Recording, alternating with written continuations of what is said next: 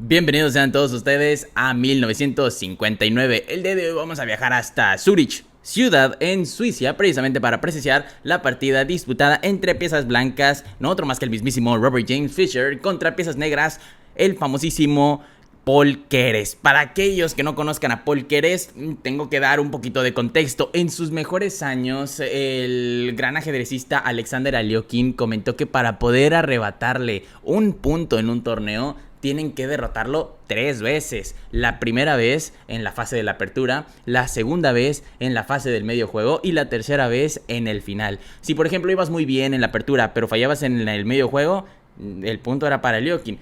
Lo mismo podemos señalarle a Paul Keres, que era un jugador muy potente. La partida entonces comenzó con E4, E5 se jugó, caballo F3, caballo C6, alfil B5, defensa Ruy López, también conocida como la apertura española, A6, defensa Morphy, alfil A4, caballo F6, enroque corto y alfil E7, la variante cerrada, precisamente porque se genera un centro cerrado. Se le dice así porque no suele haber rupturas prematuras. Torre E1 defendiendo el peón de E4, B5 replegando el alfil a B3 y D6, buena jugada precisamente para sostener el peón de E5 que en este momento está siendo sostenido por el caballo. ¿Cuál es la razón de todo esto? Bueno, hay diversas razones. La principal es que el caballo de C6 se tiene que desplazar a A5 para poder capturar al alfil de B3, el famoso alfil español. Un antídoto, el más famoso y el más popular, es simplemente jugar C3. Y tras caballo A5, alfil C2 y ese caballo se queda totalmente a la periferia, prácticamente sin ningún tipo de utilidad. Es precisamente por eso que algo como caballo A5 ya no tendría mucho sentido y en la partida siguió enroque corto. H3, caballo A5 de todos modos, alfil C2, C5. Un avance bastante importante precisamente porque está previniendo el D4.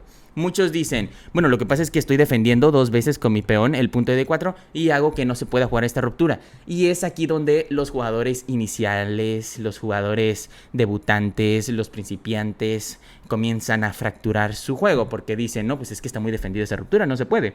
Pero nos ha demostrado, por ejemplo, grandes maestros como José Raúl Capablanca o como el mismísimo Robert James Fischer, autor de esta partida Piezas Blancas, que D4 sí se puede. Y aquí Paul Keres jugó dama C7. La jugada típica es un C por D4, típico. C por D4, por D4, caballo por D4. Y la partida continúa con muchos planes para ambos jugadores. Puede jugar caballo C6, se retira. Primero sería dama C7, caballo C6, un alfil D7 por parte de las negras. Todo bien, todo estable. Sin embargo, se jugó dama C7 inicialmente. A lo que, bueno, caballo BD2 fue lo que se jugó. C por D4, una jugada interesante. Lo que pasa aquí es que Paul Keres era muy innovador y era muy creativo en sus ideas. Aquí lo que normalmente se jugaba era un torre de 8.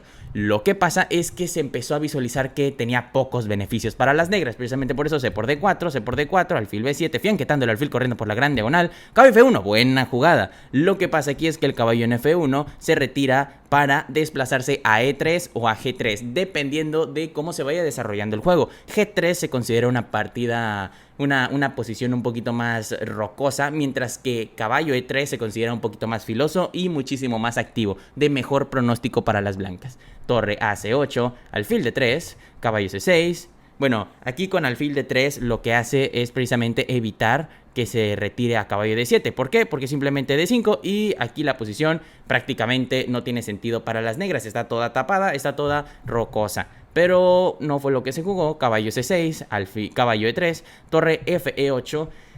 Y aquí las negras empiezan a tener dificultades, sobre todo por la ventaja de espacio que las blancas poseen. Fischer ya ganó la primera fase de la apertura. Es claro que aquí las blancas quedaron mejor y bueno, pues no hay de otra más que aceptar que Fischer le ganó en la apertura a Keres. Pero repito, para poder ganarle a Paul Keres, al igual que a Alekhine, necesitábamos ganarle en la apertura, medio juego y en el final. Vamos a ver cómo se desarrolla el medio juego. Caballo F5, primer error de la partida. Lo que pasa aquí es que el plan es muy superficial. Lo que está amenazando es simplemente un D5 y pues ya está. ¿Cuál es el problema con esto? Que no es tan rápido. Mejor era directamente jugar un D5 en el momento. para seguir presionando y quitando más espacio a las negras. Por ejemplo, aquí, única jugada, un alfil B4, alfil B1 para no intercambiar piezas, porque si intercambiamos piezas lo vamos a estar dejando con más espacio. Pero bueno, caballo F5 fue lo que se jugó, alfil F8, alfil G5, caballo D7, torre C1 clavando a la dama, clavando al caballo, apuntando vía rayos X a la dama y preparando un D5 para que ganemos pieza.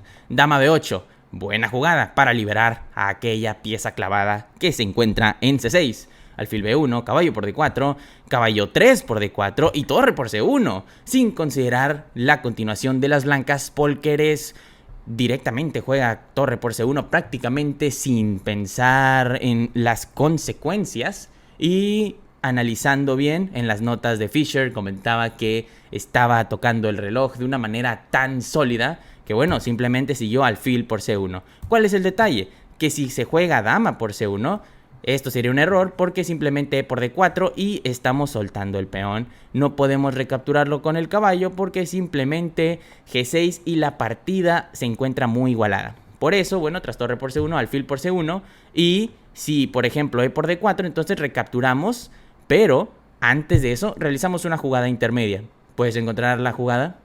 Esta es una táctica muy impresionante que sorprendió a todos y que Polkeres directamente no vio.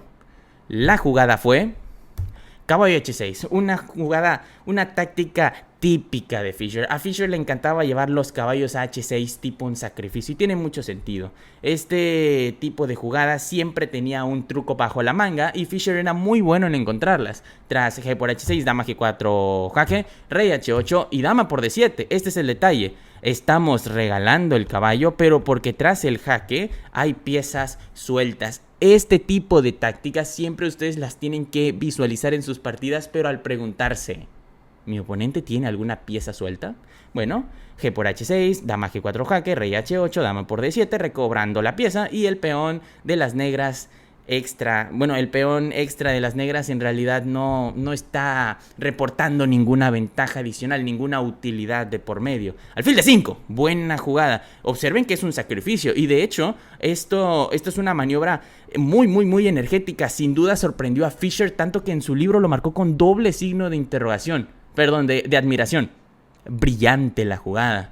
Acá dama F5 era la mejor y la encontró. ¿Qué pasa? Que si E por D5, torre por E1, y bueno, la partida está perdidísima para las negras, para las blancas. Pero una dama F5, tampoco era tan difícil encontrar dama F5, ¿verdad? Lo difícil era encontrar el alfil D5, que era la única continuación coherente en la partida. Dama F5, torre E5, dama F3 y F5, una agresiva defensa. Volvemos a lo mismo, no podemos recapturar porque sigue la misma continuación y la partida está perdidísima para las blancas. Fischer aquí se está viendo envuelto en una partida que está ganada para él, pero para poder ganarla tiene que jugar como si fuese un módulo, como si fuese una máquina, un stockfish. Alfil F4, buena defensa, una jugada muy energética también.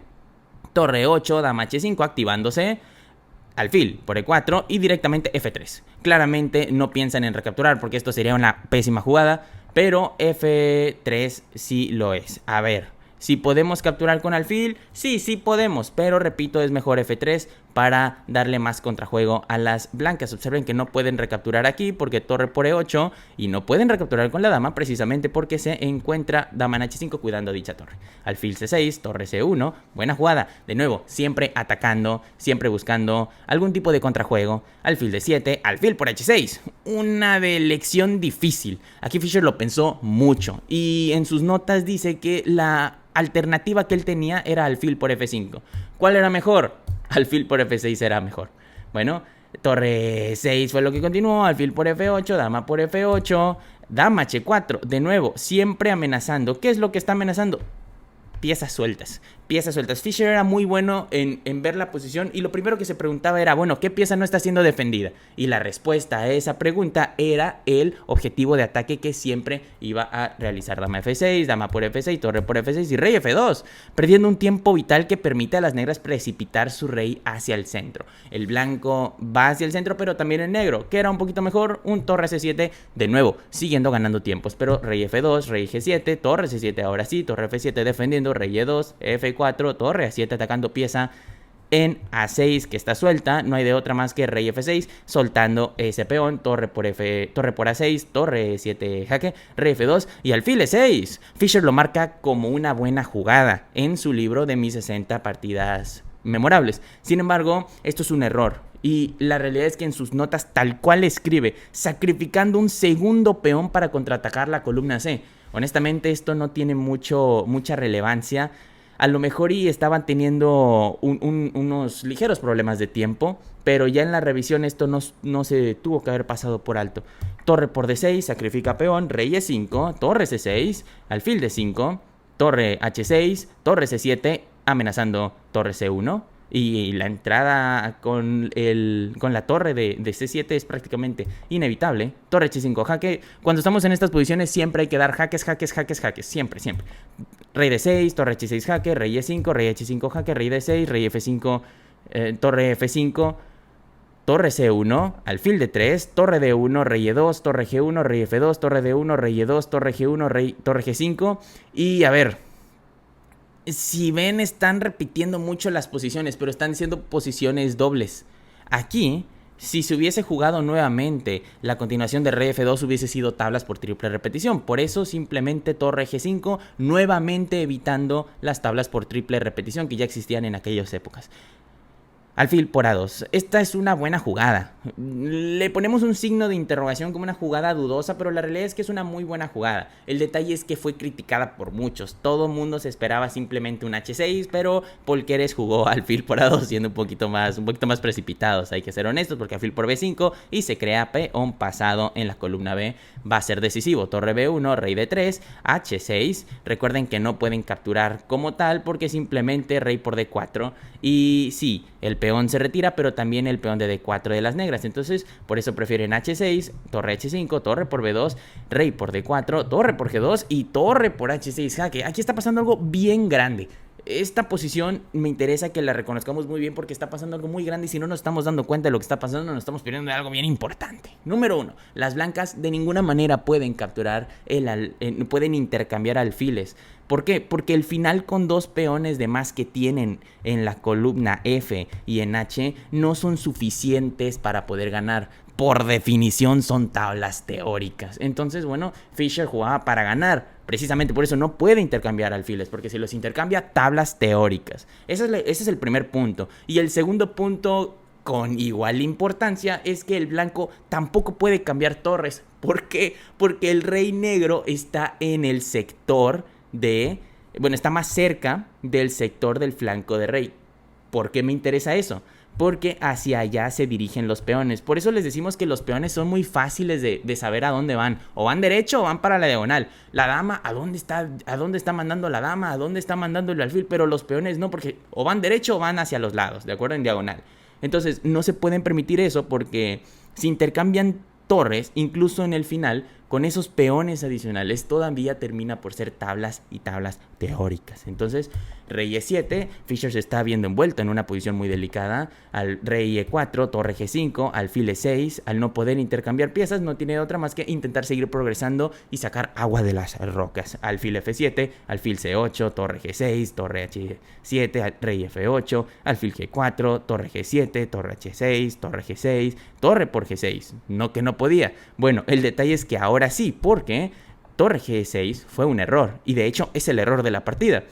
Motivo, bueno, tras torre por G6 y torre por G6 jaque, rey por F4 y ahora no son tablas reglamentarias porque ya están con dos peones y sin el peón de F4. Antes había un peón en F4 de las negras que estaba haciendo que las tablas fuesen teóricas, ahora ya no existe. Rey G4, rey G7, rey G5, alfil D3, F4 progresando, alfil E4, H4, alfil D3, H5, alfil E4, H6 jaque, rey H8, alfil F5, avanzando y preparando siempre el intercambio para terminar en un final de dos peones contra rey, pero obviamente alfil D5 no lo intercambian. Alfil G6 preparando el avance, alfil E6, rey F6, alfil C4, alfil rey G5, alfil E6, alfil H5, rey H7, alfil G4, alfil C4, F5, alfil F7, alfil H5, alfil C4, alfil G6 jaque, rey G8, F6 y ante esto Polkeres abandona la partida. Motivo, razón. uno de estos dos peones va a terminar por coronar de manera inminente. ¿En cuántas jugadas? Calculándole en unas 20 jugadas, pero la partida está más que perdida. Precisamente por eso Fischer gana de una manera muy impresionante, ganándole en la apertura, en el medio juego y en el final. Muchas gracias por ver este video, cuídense mucho.